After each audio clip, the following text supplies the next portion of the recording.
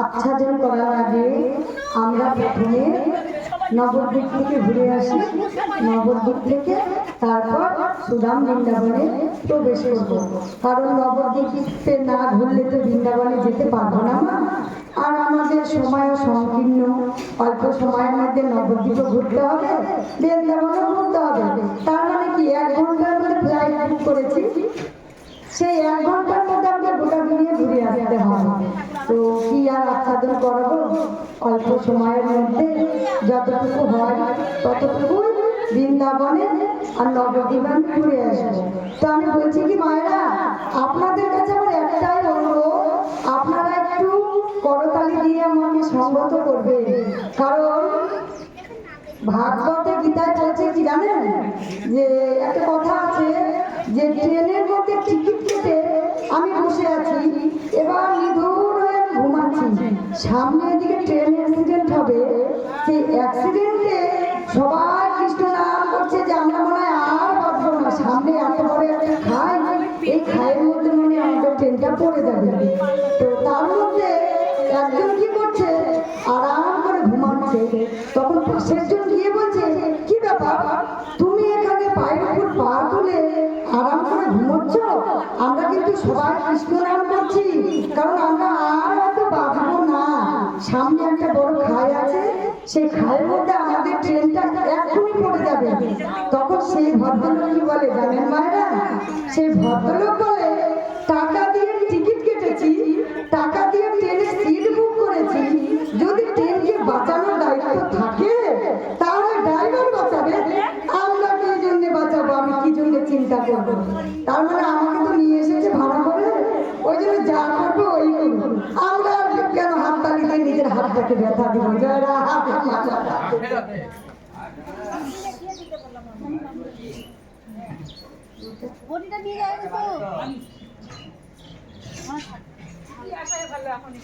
তাহলে আমরা সবাই মিলে এখন মধু নবদ্বীপে যাচ্ছি কিন্তু, হ্যাঁ রাধে,